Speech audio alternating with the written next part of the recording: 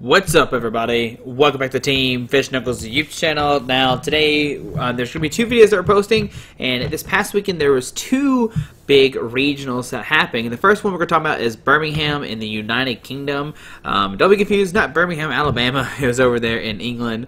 But both these top 8s are something unique, and the decks are very vast and different, which is amazing in this format. The best thing about this format right now is there's like, you can easily name like 15 decks to play, which is like scary and good at the same time because you really don't know what to like expect and counter. So you have to like expect everything, and your deck has to beat everything. But you also have to get really lucky in this format nowadays because it's definitely like a really heavy rock paper scissors. Well, it's always kind of like a rock paper scissors format, but now it's even like more unexpected. And you don't know where you're gonna play against. So today we're looking at the top 8 Birmingham, and then we're gonna make another video later on today where we talk about the top 8 decks from Madison that happened over in the United States. So in this weekend there is a regionals in Mexico, so that's gonna be a lot of fun as well. And to see what would the meta change, and the first question is, how do we take down Drampa Garbodor? And these videos today will show you how we did that. So in 8th place we have man, I don't know, as you see he's from Finland and his name is Ojvin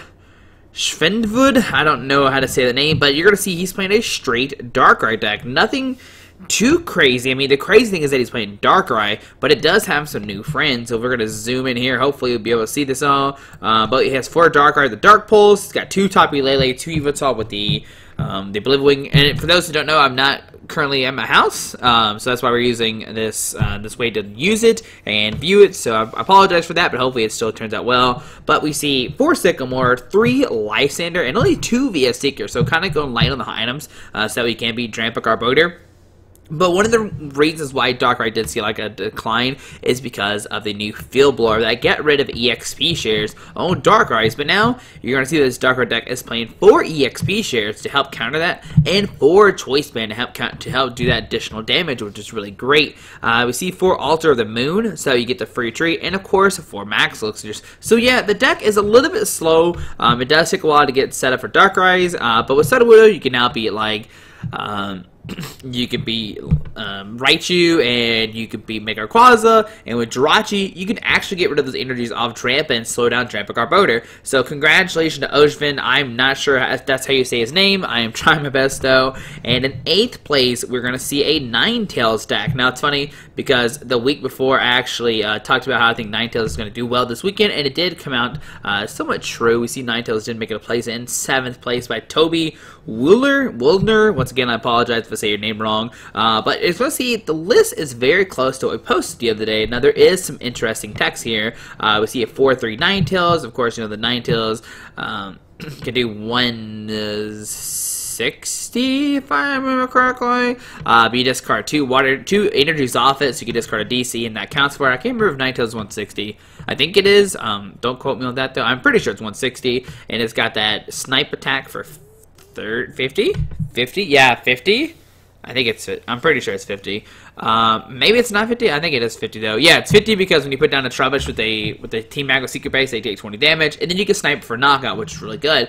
We see a 2-2 Auxiliary, which can help you late game, 2 Tapu Lele for support, 1 Tauros GX, and you're going to notice there's no Ninja Boy in here. You kind of send the Tauros in turn 1, and you say, hey, if you swing, I'm going to punish you back pretty hard. We see 1 Tapu Koko and 1 Mew, which Mew is a very interesting card to copy the attacks on your bench Pokemon, so maybe that can help you out, maybe against like Glaceon, or maybe it's just like a good overall, just a nice card. You can snipe with it if you need it. You can maybe attack with it, but I definitely think it's like the snipe for the most part. But we do see one thing. He is only playing 2 Rough Seas, so that could hurt you a little bit. We see 1 Bridget, of course, search for 3 base Pokemon, which of course combines well with Tapu Lele. We see 1 Mallow, which is a card we really don't see too much, but it's really, I mean, good with Auxiliary, because now you can Mallow, put 2 cards on top of your deck, and then you can Bissell Hand and draw into them any 2 cards you need, which is fantastic. We see 1 Kukui to help you hit that 200 damage if needed. 2 Lysander, 3 and 4 Sycamore, 4 Aqua Patch, of course, so we can power up our Ninetales very quickly if needed. 1 Field Blower, 8 Water, and 4 DCs. And once again, like we said before, this deck can easily counter Drampa Garbodor because Vulpix with the Beacon does not have to actually search for your Pokemon. You can just search for them automatically without Ultra Ball and make it where Garbodor does less damage. Ninetales does not get one-shotted by a Drampa. The most he could do is 200, and that's with the Kikui and a Choice Band, and then you can punish the back by using your GX stack, moving all that damage off your Ninetales and knocking out a Drampa. So congratulations, Toby. I'm excited that Ninetales did do well. I do have a lot of faith in the deck for sure, and he did play one Pokemon Ready to combine with that Rough Seas, so maybe that's how he made it for the Rough Seas. Now in 6th place, we have Nico Alabas. Once again, apologize if I say your name wrong. But we're going to see another Darkrai deck, and we're going to see it's very, very close to Ajvan. I think it's the same exact cards. I am. Let's go back a couple real quick, and let's see here. 4, 2, 1, 2, 1. No, it's a little bit different. No Jirachi. It does play. Ooh, that is a fancy way to say Alter the Moon. I don't know what this is. That is a different language, and that's a different language Darkrai, which is the cool thing about playing in other countries is you can use your country's language cards, which is really nice. But we're gonna see 4 Lysander. Oh my goodness. 2 VS Seeker. Of course, we're cutting VS Seekers. We're gonna play less VS Seekers and do make it where Garboda does not do that much damage, and so that's really nice for this deck. And also, one thing about Darkrai is you do have that resistance, so your Garboda even does less now. But like I said earlier, the main reason this deck did suffer is because Field Blower. Field Blower will get rid of those EXP shares, but we see Nico playing 4 Choice Band and 4 EXP share to counter that, saying, hey, you know what, you can get rid of my tools, but I'm going to have more tools than you do the Field Blower, so we're going to be good to go that way. We see, multiple ways to free trade. Once again, Sudowoodo making a presence, so you're saying, hey, I don't care about Rayquaza, I don't care about Raichu, we're going to take down these decks overall. And, on top of Garbodor, why not 5th place, we're going to have Benjamin with his Drampa Garbodor deck. So congratulations. Even though Garbodor was heavily countered this weekend, it is still the best deck, and it's still showing that here with it make and cut and saying, hey, you know what, you could try to counter me, but hey, I'm going to beat you, I'm going to find a way to get around this, and that is what Benjamin did here. He did play 4 Tapu Lele, of the highest Tapu Lele count we could play. 4 for Garbodor, of course, with the 1 with Garbotoxin, 3 Drampa. We're actually not going to see any Stadium cards. He's saying, you know what? My opponents are going to play Team Aqua Secret Bases. I'm going to get my damage that way. Now, even if he doesn't want to do that, he still has 3 Rainbow Energies, which put damage on his own Pokemon, and then activate Drampas. But then you have to attach a card, and you're not swinging by turn 3. So if you're not playing against a Drampa Garbodor deck, you do kind of struggle, unfortunately, with the no Team Aqua Secret Base here. I don't think there's any second Team Aqua Secret Base. This is the picture we have. It looks like some of it got cut off. I don't know if this could be exact 60. 1, 2, 3, 4, 5, 6, 7, 8, 9, 10, 11, 12, 13, 14. I don't know. Maybe there's more cards that we don't see, but I don't see a Team Aqua Secret Base in this picture, so I'm going to say there's not one. All these pictures were online when I found them on Hey Fonte or on Burbank, wherever I found them at. But still, we see, Drampa Garbodor making a presence, and playing a bunch of energies as well, saying like, hey, I'm not going to miss any. He's playing 6 Psychic, 3 Rainbows, and 4 DCs. 2 Super Rod. We're actually not going to see any Rescue Stretcher. He's going to opt to shuffle the energies back in his deck, so that way you don't run out of attackers pretty easily. 1 Hex, 1 Bridget, and 1 Kikui to round things off, and 2 Field Blower. Like I'm saying, Field Blower is a big card nowadays, so you need that in your deck. So that's all top 8. We got Garbodor, Darkrai, Ninetales, and Darkrai. So 2 Darkrai make a cut. And next up, we have Tobias Thessing. Tobias, really good player, and he's playing Ninetales. Oh my goodness, I'm so excited to see more Ninetales make a cut. But 4/4 Alolan Vulpix, Ninetales, whatever. We see 2 Manaphy, and we actually see a Manaphy EX. Now in my video, we talk about, hey, we don't play a Manaphy because we don't want a low HP Pokemon getting knocked out. But we do see that he does not play Octillery, so he's going to opt not to play Octillery, play a Shaman instead. So if you're playing Shaman, you might as well play Manaphy. It's another, it's another snipe Pokemon, so maybe you don't want to. I'm not sure how that really works, but we do see a Tapu Koko with the Flying Flip, like what's on the other list, doing 20 to all bench Pokemon. That way you kind of auto beat Gyarados once you play a Hax Maniac to shut down the Majokes.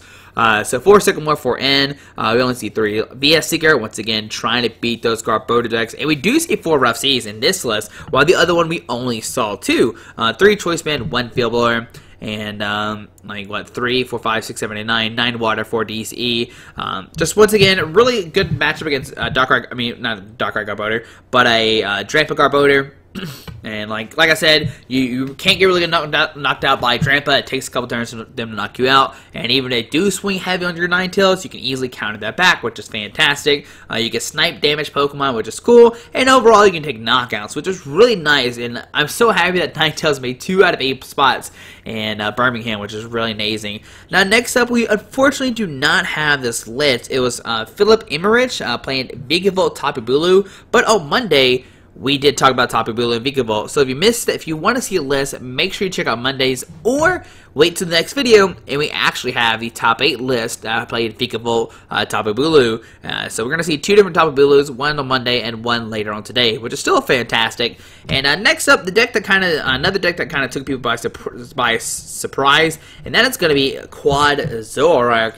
Now, I know I had some people kind of argue with me saying, hey, Quad Zoroark is rogue. I currently, in my eyes, I don't think Zoroark is so rogue. It won a state championship last year. I played it at Worlds last year. To me, it's not a rogue deck, but still, I'm happy to see Quad Zoroark making an appearance back with that Mind Jack. It does 10 and then 30 more damage for each main Pokemon on your opponent's side of the field. Now, we did see Zoroark get second place last weekend in Seattle. But now we see that, people are like, whoa, Zoroark is a really good attacker against Garbodor.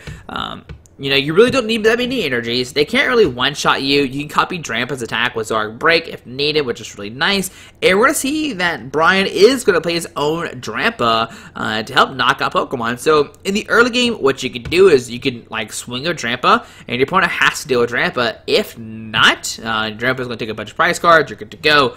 We see that he is playing a very interesting Zoroark list, something that most people don't see at all, and he's playing 2 Tapu Leles and a 1/1 Octillery to help that set up and make sure he doesn't get anything, not punished too hard. We see a Holo in there, which is our first Holo that we've seen all this week, which is pretty cool, or in this top 8 decks. We see 2 Rescue Stretchers, get back this Pokemon from your discard pile back in your hand, and 1 Special Charge, which will help you reuse their DCs for that Zoroark Break. He is playing 7 Darks, which is really needed for that Zoroark Break if you want to copy your opponent's attack, which is really good. You can copy Drampas and punish them, and actually one-shot Drampas if you get your own choice band and a damage Pokemon on your bench, which is really nice because you can one-shot a GX, and then you're like, oh, I can knock out your Zoroark Break, but they're only taking 1 prize card. We see Teammates, we see Kukui, we actually see 2 Kukuis for VS Seeker, and just a really good deck overall, and shout out to Brian for sure. It was a very interesting deck. I'm not sure who they played against. I want to say that Brian, either way, I think he takes down Ninetales or Vigavolt pretty easily. What can Ninetales do? Yeah, they knock out your Dramp, they knock out your Zoroark, so what? That's fine. They have to deal with your Zoroarks, and they actually have to use Ninetales' second attack to actually deal with it, to actually knock it out. So you have to they can't keep using DCEs and stuff like that to knock out your Zoroarks, and once you 2-shot them, you're good to go.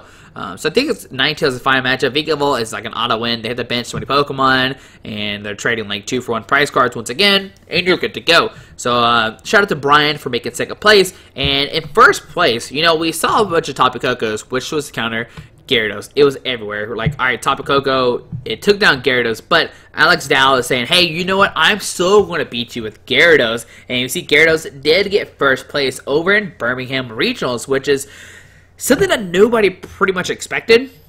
With Tapu Koko being legal this week, I didn't think it would do well. And Alex Dow is saying, you know what? I don't care. You can play your Tapu Kokos. I'm gonna put them a choke in your deck. Yeah, you can hacks it and whatever. You're good to go. But you had to find a Hax and a Tapu Koko at the same time. And as soon as the Tapu Koko comes down, Gyarados is going to lie stand up and take a knockout. And we see Alex Dow, making that first place deck with his Gyarados. And now Gyarados did have a lot of hype going into the new set. It has a good Garbodor matchup. You take down ES Pokemon pretty easily. The format slowed down just a little bit.